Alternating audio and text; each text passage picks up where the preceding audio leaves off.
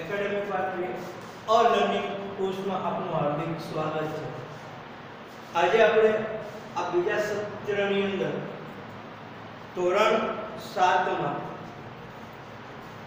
યોજક હક તત્ર દુર્લભ પાઠ વિશેની સમજૂતી મેળવવાની છે। તો એ પહેલા આપણે યોજક તત્ર દુર્લભનો અર્થ સમજીએ। યોજક એટલે શું? તો કે યોજક એટલે કે આયોજક, તત્ર એટલે કે ત્યાં, અને દુર્લભ એટલે કે મળવો મુશ્કેલ, દુર્લભ। જો યોજક એટલે આયોજક, તત્ર એટલે ત્યાં, દુર્લભ એટલે કે મળવો મુશ્કેલ છે। એટલે કે આનો અર્થ શું થાય કે ત્યાં આયોજક મળવો મુશ્કેલ છે। તો આયોજક આપણે કોને કહી શકીએ? તો કે આયોજક એટલે કે કોઈ પણ પ્રોગ્રામનું જે વ્યક્તિ આયોજન કરતો હોય કે એનો મુખ્ય આયોજક જે છે એને આયોજક તરીકે ઓળખવામાં આવે છે। અહીંયા શું કહેવામાં આવે છે કે ત્યાં આયોજક મળવો મુશ્કેલ છે। તો કે એવા કયા પ્રોગ્રામની અંદર એક આયોજક મળવો મુશ્કેલ હોય? જો આયોજક એને કહેવાય કે જે સંપૂર્ણ કામગીરી એકદમ સારી રીતે પૂરી કરતો હોય એને આયોજક તરીકે ઓળખવામાં આવે છે। તો અહીંયા આયોજકની આપણે વાત કરવાની છે કે આયોજક કોને કહેવામાં આવે અને એ કેવી રીતે મળવો મુશ્કેલ છે। એની માટે અહીંયા એક પ્રસંગ આપેલો છે, એક વાર્તા આપેલી છે કે આયોજક કોને કહેવો અને કઈ જગ્યાએ મળવો મુશ્કેલ છે। તો એનું આપણે એક વ્યાખ્યા, એક જે અહીંયા વાર્તા આપેલી છે એ વાર્તા પહેલા સમજી લઈએ। તો વાર્તા અહીંયા પ્રાણી વિભાગો જે છે, પ્રાણીઓની અંદર એક ઊંટ છે। ઊંટ આપણને ખબર છે ઊંટ એ કેવું પ્રાણી છે। તો એ ઊંટ એ સ્વભાવે પોતે વાંકું હોય છે। સ્વભાવથી વાંકું કોને કહી શકાય? આપણે કે આપણે હંમેશા કોઈ પણ વ્યક્તિની મસ્કરી કરતા હોય, કોઈ પણ વ્યક્તિની હાંસી ઉડાડતા હોય, કોઈનું અપમાન કરતા હોય, એને સ્વભાવથી વાંકું કહી શકાય। એટલે કે કોઈ પણ વ્યક્તિને સારું ન બોલવું એને સ્વભાવથી વાંકું। તો અહીંયા ઊંટનો સ્વભાવ એ કેવો હોય છે? તો કે વાંકો હોય છે। અને ઊંટ જે છે હંમેશા શું કરતો હોય કે તે બધાના દોષ જ જોતો હોય। દોષ એટલે કે કંઈ પણ એનામાં અવગુણ હોય, એ પ્રકારના અવગુણો કે ગમે તે પ્રાણી મળે એમાંથી કંઈક ને કંઈક અવગુણ એ શોધી લે છે। એટલે દરેક વ્યક્તિ રહે જો એકવાર એ શું કરે છે કે એ જંગલમાં ફરતો હોય છે અને જંગલની અંદર ફરતા ફરતા એ એક સુખ પોપટ જોવે છે અને ઊંટ જે છે એ પોપટને કહે છે કે પોપટ તારી ચાંચ વાગી છે। એટલે પોપટ બિચારો શરમી જાય, શરમ અનુભવે છે। કારણ કે કોઈ પણ વ્યક્તિને જ્યારે આપણે દોષ કહેતા હોય, ધારો કે આપણે રસ્તામાંથી પસાર થતી અને જ્યારે કોઈ આપણને આપણા અવગુણ ગણાવતો હોય, આપણે એની સામે કંઈ ના કહી શકતા હોય, તો આપણે એ પોપટ જેમ શરમ અનુભવે છે એમ સામાન્ય વ્યક્તિ એની સામે બોલી નથી શકતો, એટલે કે એ પણ શરમ અનુભવતો હોય છે। એટલે એ જ્યારે શરમ અનુભવે છે એટલે ઊંટ શું કરે છે? હસે છે કે હાશ મેં આની હાંસી ઉડાડી, એ શરમ અનુભવી એટલે એને ગમ્યું એટલે એ પોતે પણ હસે છે। આપણા સમાજની અંદર પણ આવા એવા કેટલાય લોકો છે કે જ્યારે કોકની હાંસી ઉડાડે અને કોકને એનું દુઃખ થાય તો એ બાબતે એને હસવું આવે, એ પોતે આનંદિત થાય અને હસીને શું કરે છે? અગ્રે એટલે કે આગળ ચાલે છે, એટલે કે આગળ જાય છે। આગળ જતા થોડોક આગળ જાય છે પછી રસ્તાની અંદર એને એક કૂતરો મળે છે. એ કૂતરાને પણ એક બાબત કહે છે, એટલે કે કૂતરાને પણ કહે છે, શું કહે છે કે હે કૂતરા, તારી તો પૂંછડી વાંકી છે. તો કે કૂતરા, તારી તો પૂંછડી વાંકી છે. તો કૂતરાને પણ આવું કીધું એટલે એને પણ શરમ, લજ્જા એટલે કે શરમ અનુભવે છે. પોતે પણ શરમ અનુભવે છે અને શરમ અનુભવ્યા બાદ પોતે સંકોચથી નીચું જોઈ જાય છે અને ત્યારે ઊંટ પણ ત્યાંથી હસીને હવે આગળ ચાલે છે. આગળ જતા જતા રસ્તાની અંદર પાછળ એને એક તળાવ આવે, એ તળાવની અંદર એને એક બગડો મળે છે, બગડો દેખાય છે. એટલે એને બગલાને પણ કહ્યું કે હે બગલા, તારી ચાંચ તારી ડોક વાંકી છે. એટલે એ પણ બિચારું પોતે એની સામે જોતું પણ નથી, એટલે કે ઊંટની સામે બગલો પણ જોતો નથી. એને પણ આવું કહેવામાં આવતા દુઃખ લાગે છે. હવે આવું થાય છે પછી આ ત્રણેય તેની મસ્કરી કર્યા બાદ ઊંટ આગળ જાય છે અને આગળ રસ્તાની અંદર એને એક શિયાળ મળે છે. આપણને ખબર કે શિયાળ જે છે એ જંગલનું ચાલાક અને હોશિયાર પ્રાણી છે. એટલે એ જ્યારે એને રસ્તાની અંદર મળે છે ઊંટને, એટલે શૃગાલ જે છે એટલે કે શિયાળ જે છે એ ઊંટને પૂછે છે કે હે ઊંટભાઈ, સ્વાસ્થ્ય કેવું છે? સ્વાસ્થ્ય એટલે કે શરીર સમીચીન, એટલે કે કેવું છે, બરાબર છે? એટલે ઊંટ ત્યાં શિયાળને શું કહે છે કે હા શિયાળ, સ્વાસ્થ્ય તો બરાબર છે પણ બીજું કાંઈ પણ આ જીવનની અંદર બરાબર નથી. એટલે કે કહેવાનો મતલબ શું કે પોપટની ચાંચ વાંકી છે, કૂતરાની પૂંછડી વાંકી છે, બગલાની ડોક વાંકી છે. આમ કહી જ્યારે શિયાળને એવું લાગે કે ઊંટભાઈ અભિમાન ઉપર આવી ગયા છે ખૂબ જ, અને આપણે જ્યારે પણ કોઈ પણ વ્યક્તિનું અભિમાન જોડવું હોય ત્યારે એને એની ભાષાની અંદર સમજાવવું પડે. એટલે શિયાળને જ્યારે આવા અભિમાન ભર્યા વાક્યો સાંભળે એટલે ઊંટને શું કહે છે કે જુઓ, આ સંસારની અંદર, આ ભૂતળની અંદર બધા જ વ્યક્તિઓના કંઈક ને કંઈક અંગો વાંકા હોય છે. એટલે કે દરેકની અંદર કંઈક ને કંઈક ખામી હોય છે. પરંતુ કે જેવી રીતે તમે એમ કહો કે પોપટની ચાંચ વાગી છે, ભલે એક એનામાં એક અવગુણ છે કે એને ચાંચ વાગી છે, પરંતુ બીજા પ્રાણીઓ કે બીજા પક્ષીઓ કરતા પોપટ જે છે એ મનુષ્યવાણી સારી એવી બોલી શકે છે. એટલે કે મનુષ્યવાણી એ સારી રીતે બોલી શકે છે. ત્યારે કે જો તમે એમ કહ્યું, જો આ વાક્ય કોણ બોલે છે? શિયાળ જે છે એ ઊંટને કહે છે કે તમે એમ કહો છો કે પોપટની ચાંચ વાગી છે, ભલે પોપટની ચાંચ વાગી હોય પરંતુ કે એ મનુષ્યવાણીને સારી રીતે બોલી શકે છે. ત્યારે તમે એમ કહો કે કૂતરાની પૂંછડી વાગી છે, ભલે એનું એક અંગ વાગું છે પરંતુ એ કેવો છે તો કે સ્વામી ભક્ત છે. એટલે કે સ્વામી ભક્ત એટલે શું કે પોતાના માલિક પ્રત્યે વફાદાર છે. એ કોઈ પણ સંજોગોની અંદર પોતાના માલિકનો જે વફાદારીનો ગુણ છે એ ગમે તેવી વિકટ પરિસ્થિતિની અંદર પણ એ દોષ જે છે એ નથી છોડતો. પછી એમ જો તમે કીધું કે બગલાની ડોક વાંકી છે, પરંતુ ભલે બગલાની ડોક વાંકે છે કે પરંતુ કે એનું આ સંસારની અંદર એકાગ્રતા પ્રચલિત છે.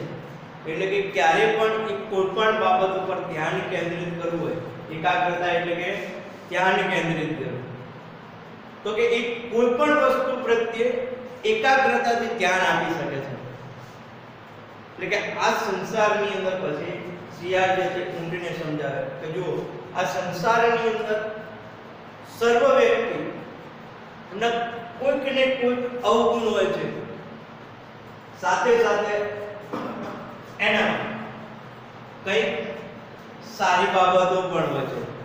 ઉદાહરણ તરીકે એમને આ 3 ઉદાહરણ આપે કે એમની અંદર આ વાગો છે ખરું, પરંતુ પોપટ જે છે એ મનુષ્યવાણી બોલી શકે છે, કૂતરો છે એ સ્વામી ભક્ત છે, બગલો છે એ એકાગ્રતામાં પચવી છે. અને બીજું કે જો તમારા તો 18 અંગો આંકા છે, તમારા તો 18 અંગો આંકા છે, પરંતુ તમે રણભૂમિના રાજા છો. એટલે કે રણ મેદાનની અંદર, રણની અંદર તમારા જેટલો પ્રવાસ કોઈ નથી કર્યો. એટલે કે તમે રણ પ્રદેશના રાજા કહેવાય. અને લાસ્ટની અંદર શિયાળ શું કહે છે કે આ ભૂતગળની અંદર યોજક મળવો હંમેશા મુશ્કેલ છે. એટલે કે યોજક કે જે સર્વગુણ સંપન્ન હોય એ વ્યક્તિ અહીંયા મળવો એ અશક્ય બાબત છે. અહીંયા આપણે જે એના પાઠની અંદર સંસ્કૃતના વાક્યો લખ્યા છે તો એને સમજીએ. દરેક શબ્દનું સંસ્કૃતનું ગુજરાતી કરતા છે અને પછી એ વાક્ય આપું તમને આપણે પૂછવામાં આવશે કે પહેલા આપણે એનું સંસ્કૃત વાંચી લઈએ કે આની અંદર સંસ્કૃત કઈ રીતે વંચાય એ તો તમને એકદમ સારી રીતે આવડે છે. આપણે જોઈએ યોજક તત્ર દુર્લભ કે આયોજક મળવો મુશ્કેલ છે. એની અંદર આપણે સંસ્કૃત વાંચીએ એક ઉષ્ટ્ર અસ્તિ, ઉષ્ટ્ર સ્વભાવે વક્ર અસ્તિ, સર્વદા દોષમ એવ પશ્યતિ, એકદા સ વણિ અટતિ. માર્ગે જો અહીંયા ફકરો પાડ્યો છે, માર્ગે સ વૃક્ષસ્ય ઉપરી એકમ શુકમ પશ્યતે, ઉષ્ટ્ર શુકાય કથયતે, હે શુક તવ ચક્ષુઃ વક્રા અસ્તિ. ડબલ ઇન્વર્ટેડ કોમા પૂરો. શુક લજ્જા અનુભવતી, ઉષ્ટ્ર હસતી અગ્રે ચલતી. આગળ ફરીથી ફકરો માર્ગે શહ કુકુરમ પશ્યતિ, ઉષ્ટ્ર કુકુરાય કથયતિ, હે કુકુરમ તવ ઉચ્ચમ વક્રમ અસ્તિ, કુકુરમ લજ્જા અનુભવતી. ઉષ્ટ્ર અસતિ અગ્રે ચલતિ, માર્ગે બકઃ અસ્તિ બક દ્રષ્ટવા ઉષ્ટ્ર વદતે. ડબલ ઇન્વર્ટેડ તવ ગ્રીવા વક્રા અસ્તિ બક ઉષ્ટ્રમ પ્રતિ પશ્યતિ અપિના. આગળ માર્ગે શૃગાલ મેલતિ, શૃગાલ પૂછતિ ઉષ્ટ્ર પ્રાત કથમ અસ્તિ સ્વાસ્થ્યમ સમીચીનમ વા, ઉષ્ટ્ર વદતિ સ્વાસ્થ્યમ સમીચીનમ કિંતુ અન્યત કિમપી સમીચીનમ નાસ્તિ. શુકસ્ય ચક્ષુ વક્રા, કુકુરસ્ય પુચ્છમ વક્રા, બકસ્ય ગ્રીવામ વક્રા. આગળનો પાઠ કે આગળના પછીનું આપણે નેક્સ્ટ લેક્ચરની અંદર પાઠ વાંચન કરીશું. એ પહેલા હવે આ જે પાઠ છે એનો આપણે ગુજરાતીની અંદર દરેક શબ્દ બાદ અનુવાદ કરીશું. જોઈએ આપણે દરેક શબ્દ પૂછીએ. જો એક એટલે શું? તો કે એક એટલે એક, એકઃ એટલે એક. ઉષ્ટ્રઃ, ઉષ્ટ્રઃ એટલે કે ઊંટ. શું થાય? એકઃ એટલે એક, ઉષ્ટ્રઃ એટલે ઊંટ, અસ્તિ એટલે છે. અસ્તિ એટલે છે. તો એકઃ ઉષ્ટ્રઃ અસ્તિ એટલે શું? કે એક ઊંટ છે. ચલો લખીએ. એક ઊંટ છે એટલે કે એક ઊંટ છે.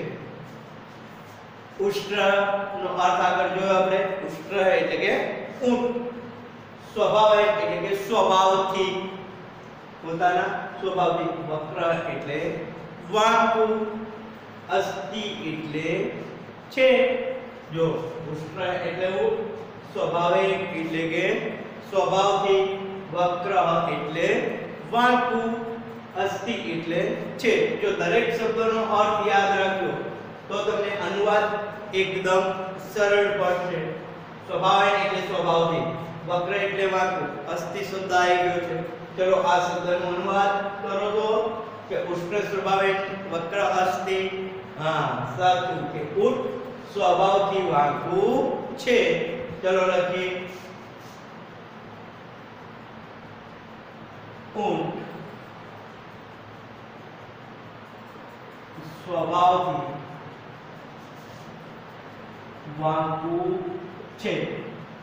એટલે કે ઊંટનો સ્વભાવ છે એ વાંકો છે. વાંકું કોને કહી શકાય? કે આમ કૂતરાની પૂંછડી વાંકે છે એવી રીતે નહીં, આમ કાન વાંકા હોય એવી રીતે નહીં, પરંતુ કે પોતાના સ્વભાવથી વાંકું છે. કે આપણે જે હંમેશા કોઈનો દોષ શોધતા હોય ને એમ ઊંટ પણ એ હંમેશા કોઈક ને કોઈક સારો વ્યક્તિ હોય એના પણ દોષ શોધતો હોય છે. એટલે પહેલી લીટીનો આપણે વાત કરીશું. એકઃ ઉષ્ટ્ર અસ્તિ, ઉષ્ટ્ર સ્વભાવેન વક્ર અસ્તિ. શું થાય ગુજરાતીનું? એક ઊંટ છે, ઊંટ સ્વભાવથી વાંકું છે. બીજી લીટી જોઈએ. જો સહ એટલે શું? સહ એટલે કે એ, સર્વદા એટલે હંમેશા, સર્વદા એટલે હંમેશા, દોષક એટલે કે દોષ, અવગુણ, એવ એટલે જ, એવ એટલે જ, પશ્યંતિ એટલે કે જુએ છે. તો સહ એટલે તે, સર્વદા એટલે કે હંમેશા, દોષક એટલે કે દોષ અથવા અવગુણ, એવ એટલે જ, પશ્યંતિ એટલે જુએ છે. જો એ અનુવાદ કરીએ. સહ સર્વદા, દોષક એવ, પશ્યંતિ તે હંમેશા, દોષ, અવગુણ, એવ એટલે જ, પશ્યંતિ એટલે જુએ છે. તે હંમેશા દોષ જ જુએ છે. એકદા સહ વને અટતિ. એકદા સહ વને અટતિ એટલે કે આ ઊંટ જે છે, એકદા એટલે એકવાર અથવા એક દિવસ. સહ એટલે આગળ જો યાદ કરો, આગળ સહનો અર્થ શું થાય? સહ એટલે તે. વને એટલે કે જંગલમાં. અટતિ એટલે કે ફરે છે. આ અટતિ એટલે કે ભમે છે એનો અર્થ નથી, પણ અહીંયા અટતિ એટલે કે ફરે છે. એકદા સહ વને અટતિ. બોલો દરેક શબ્દોનો અર્થ આવડ્યો? એકદા એટલે એકવાર, સહ એટલે તે, વને એટલે જંગલમાં, અટતિ એટલે કે ફરે છે. તો એકદા સહ વને અટતિ એટલે કે એકવાર તે જંગલમાં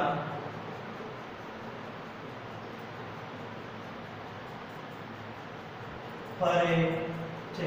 એકવાર તે જંગલમાં ફરતો છે. એટલે કે આ ઊંટ જે છે એ એકવાર પોતાના જંગલની અંદર ફરતું હોય. જો એક ફકરાનો જે આપણે અનુવાદ કર્યું એ ફરીથી જોઈએ. એકદા ઉષ્ટ્ર અસ્તિ, ઉષ્ટ્ર સ્વભાવેન વક્ર અસ્તિ, સહ સર્વદા દોષમેવ પશ્યતિ, એકદા સહ વને અટતિ. એટલે કે એક ઊંટ છે, ઊંટ સ્વભાવેથી વાંકું છે, તે હંમેશા દોષ અવગુણ જ જુએ છે. એકવાર તે જંગલમાં ફરે છે. આગળ જોઈએ. બીજો ફકરો, માર્ગે સ વૃક્ષસ્ય ઉપરી એકમ સુકમ પશ્યતિ. માર્ગે, માર્ગે એટલે શું? તો કે માર્ગે એટલે રસ્તામાં, સહ એટલે આગળ આ શબ્દનો અર્થ આવી ગયો, યાદ કરો. સહ એટલે કે તે, વૃક્ષસ્ય એટલે કે વૃક્ષની, જો વૃક્ષ વત્તા અસ્ય, શું શબ્દ પડે? વૃક્ષ વત્તા અસ્ય એટલે કે વૃક્ષસ્ય એટલે કે વૃક્ષની, ઉપરી એટલે કે ઉપર, એકમ એટલે કે એક, જો શું થાય? ઉપરી એટલે ઉપર, એકમ એટલે એક, સુકમ એટલે કે પોપટ. પશ્યતિનો અર્થ આપણે આગળ જોયો, જુએ છે. માર્ગે સ વૃક્ષસ્ય ઉપરી એકમ સુકમ પશ્યતિ. માર્ગે સ વૃક્ષસ્ય ઉપરી એકમ સુકમ પશ્યતિ. શું કરે છે તે? માર્ગે એટલે રસ્તામાં, સહ એટલે તે, વૃક્ષસ્ય એટલે કે વૃક્ષની, ઉપરી એટલે ઉપર, એકમ એટલે એક, સુકમ એટલે પોપટ, પશ્યતિ એટલે જુએ છે. ચલો આ લીટીનો અનુવાદ કરીએ. તરફ રસ્તામાં, સ એટલે તે, વૃક્ષસ્ય એટલે કે વૃક્ષની, ઉપરી એટલે કે ઉપર, એકમ એટલે કે એક, સુક એટલે પોપટ, પશ્યતિ એટલે જુએ છે. માર્ગે સ વૃક્ષસ્ય ઉપરી એકમ સુકમ પશ્યતિ, રસ્તામાંથી એક પોપટને જુએ છે. ઉષ્ટ્રહ સુકાય પશ્યતિ એટલે કે એ પોપટને જોઈને હવે શું કહે છે? જો ઉષ્ટ્રહ સુકાય પશ્યતિ, ઉષ્ટ્ર એટલે કે ઊંટ, સુકાય એટલે કે પોપટને, કથયતિ એટલે કે કહે છે. શું થાય? કથયતિ એટલે કથયતિ એટલે કે કહેવું, કહે છે. તો ઉષ્ટ્ર સુકાય પશ્યતિ એટલે કે ઊંટ પોપટને, સુકાય એટલે કે પોપટને, કથયતિ એટલે કે કહે છે. તો એ પોપટ ને શું કહે છે? જે કહેતું હોય કે કોઈ પણ વ્યક્તિ જ્યારે વાક્ય બીજા વ્યક્તિને કહેતું હોય ને, એ હંમેશા ડબલ ઇન્વર્ટર કોમાની અંદર આવે. તો અહીંયા આપણે હવે ડબલ ઇન્વર્ટરમાં કહેશું કે હે સુક. જો આ પ્રકારનું લીટું છે એને શું કહેવાય? ઉદ્ગાર ચિહ્ન. શું કહેવાય? ઉદ્ગાર ચિહ્ન. કે હે સુક, હે સુક એટલે કે હે પોપટ, હે સુક એટલે કે હે પોપટ, એ એક સંબોધન છે. તવ ચચ્ચુ વક્રા અસ્તિ. તવ એટલે તારી, ચચ્ચુ એટલે કે ચાંચ, વક્રા એટલે કે વાંકી, અસ્તિ એટલે છે. તવ ચચ્ચુ વક્રા અસ્તિ. તવ એટલે તારી, ચચ્ચુ એટલે કે ચાંચ, વક્રા એટલે વાંકી, અસ્તિ એટલે છે. તવ ચચ્ચુ વક્રા અસ્તિ એટલે કે તારી, ચાંચ, વાંકી છે. શું કે? તવ ચચ્ચુ વક્રા અસ્તિ, તારી ચાંચ વાંકી છે. અહીંયા વાક્ય પૂરું થઈ ગયું એટલે કે ડબલ ઇન્વર્ટર કોમા પણ પૂરો થઈ ગયો. પહેલી લીટીનો અનુવાદ. ઉષ્ટ્ર સુકાય પદ્ધતિ, પોપટને કહે છે હે સુક તવ ચચ્ચુ વક્રા અસ્તિ, એ પોપટ તારી ચાંચ વાંકી છે. સુક લજ્જા અનુભવતી. સુક એટલે પોપટ, લજ્જા એટલે કે લજ્જા અથવા શરમ, અનુભવતી એટલે કે અનુભવે છે. સુક લજ્જા અનુભવતી. પોપટ શરમ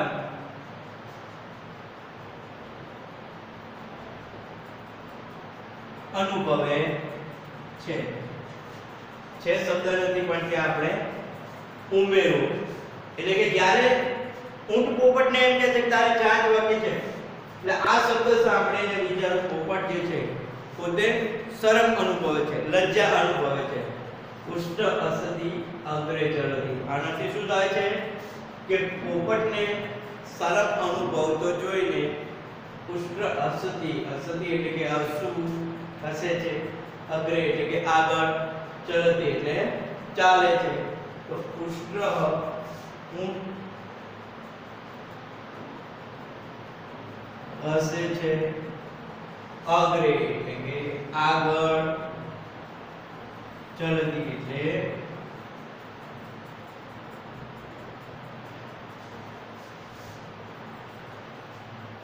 ચાલે છે.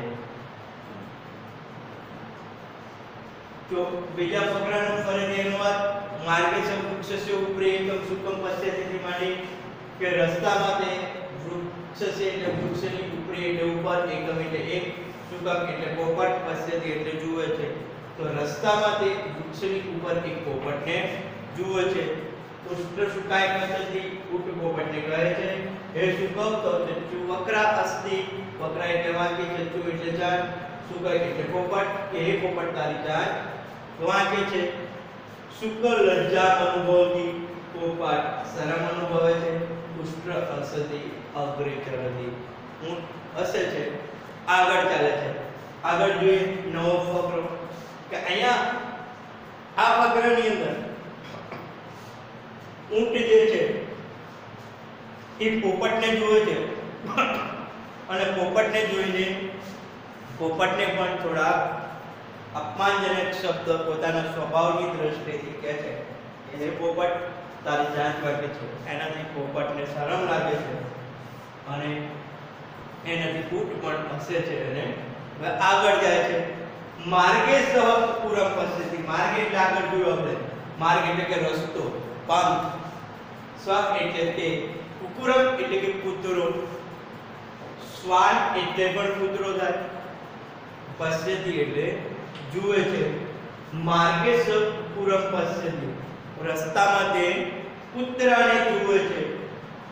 પુષ્ટ્ર કુકુરાય કથયતિ, પુષ્ટ્ર એટલે ઊંટ, કુકુરાય એટલે કે કૂતરાને, કુરા વત્તારા, કુરાય એટલે કે કૂતરાને, કથયતિ એટલે કે કહે છે. પુષ્ટ્ર કુકુરાય કથયતિ, ઊંટ કૂતરાને કહે છે હે કુકુર, હે કૂતરા. તબ ઉચ્ચમ વક્રમ અસ્તિ, હે પોપટ, હે કૂતરા તારી ચાચવા પૂંછડી વાંકી છે. જોઈએ પહેલી રીડિંગ કે માર્ગે સ પૂરમ પશ્યતિ, માર્ગ એટલે કે રસ્તામાં,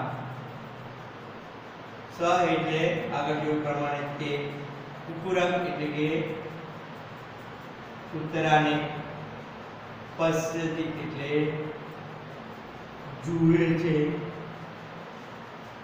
પુષ્ટ્ર એટલે કે ઊંટ, કુકુરાય એટલે કે કૂતરાને, કથયતિ એટલે કે કહે છે. આપણને ખબર છે કે જ્યારે કહેતું હોય કોઈ પણ વ્યક્તિ સાથે જ્યારે વાત કરતી હોય અને કંઈક વિશેષમાં કહેતી હોય તો એને ડબલ ઇન્વર્ટર કોમાની અંદર આવે. ડબલ ઇન્વર્ટર કોમાની આપણને નિશાની ખબર છે કે ઉપરના બે લીટા, હે કુકુરમ આ શું છે, ઉદ્ગાર ચિહ્ન છે. હે કુકુરમ એટલે કે હે કૂતરા. તવ એટલે આગળ જોયું પ્રમાણે તારી, પૂછક એટલે કે પૂંછડી, વક્ર એટલે માટી, અસ્થિ એટલે છે. હે કૂતરા તારી પૂંછડી વાંકે છે. ડબલ ઇન્વર્ટર કોમા પૂરું. કુકરાય લજ્જા અનુભવતી, કુકરાય એટલે કે કૂતરો, લજ્જા એટલે કે શરમ, અનુભવતી એટલે કે અનુભવે છે. આગળ જોયું મુજબ કે કૂતરો શરમ અનુભવે છે. જો કુકરાય લજ્જા અનુભવતી, કુકરાય લજ્જા અનુભવતી એટલે કે કૂતરો શરમ અનુભવે છે. હવે આગળ જોઈએ